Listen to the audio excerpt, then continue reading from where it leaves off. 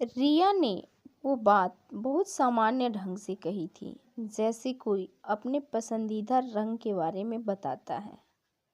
मैं माँ नहीं बनना चाहती। कमरे में सन्नाटा छा गया। कोई रोया नहीं, कोई चिल्लाया नहीं।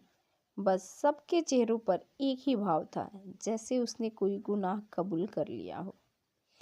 माँ ने सबसे पहले कहा, तो फिर तेरी पढ़ाई, तेरी शादी सब बेकार थी। सास ने पानी का गिलास मेज पर रखते हुए कहा, हमारे घर में ऐसी सोच की औरतें नहीं आई।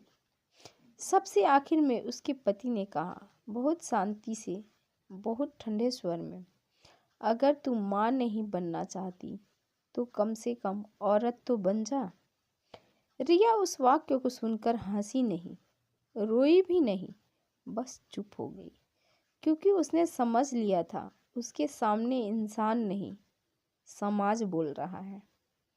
रिया एक एनजीओ में काम करती थी, ऐसी बच्चियों के साथ जिनकी उम्र गुड़िया से खेलने की थी, पर जिनके पेट में डर पल रहा था। वो रोज अस्पताल जाती, जहाँ छोटी छोटी देहें बड़े बड़े दर्द सह रही थी।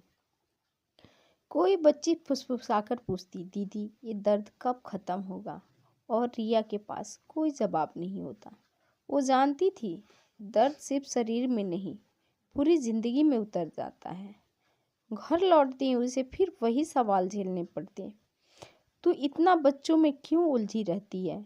कहीं तेरा दिमाग तो खराब नहीं हो गया?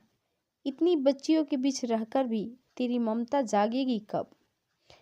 रिया सुनती रहती।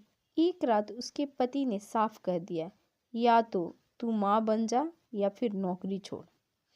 रिया ने पहली बार पलट कर देखा। उसकी आंखों में गुस्सा नहीं, थकान थी। वो बोली, मैं रोज जबरदस्ती माँ बनाई गई बच्चियों को देखती हूँ।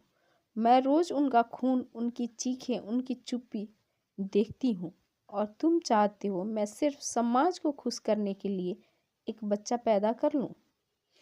पति ने जवाब दिया, तू बहुत ज़्यादा सोचती है। औरतों को इतना सोचने की ज़रूरत नहीं होती।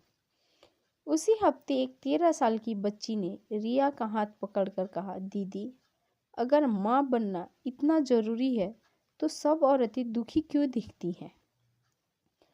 उस सवाल ने रिया के अंदर कुछ तोड़ कर रख दिया। उस रात रिया ने फैसला कर लिया। उसने घर छोड़ दिया। लोगों ने कहा, माँ न बन सकी, अब पत्नी भी न रही। पर रिया पहली बार खुद की सांसें सुन पा रही थी। उसने अपना काम और बढ़ा दिया। अब वो सिर्फ मदद नहीं करती थी, लड़ती थी, केस लड़ती थी, आवाज़ उठाती थी, समाज से सवाल पूछती थी। लोग कहते, तू माँ नहीं है, तुझे क्या पता ममता क्या होती है? रिया जवाब देती, ममता बच्चा पैदा करने से नहीं, बच्चा बचाने से पैदा होती है। आज रिया 41 साल की है, अकेली रहती है। कोई उसे मम्मी नहीं बुलाता, कोई उसके लिए मदर्स डे केक का नहीं लाता, लेकिन हर साल कम से कम 20 बच्चियां उसे एक नाम से जानती है, वो दीदी जो हमें टूटने से पहले मिल गई। औरत का शरीर किसी की उम्मीद पूरी करने की मशीन नहीं है। माँ बनना औरत की पहचान नहीं, उसका चुनाव होना चाहिए। जो औरत माँ नहीं बनना चाहती वो अधूरी नहीं है।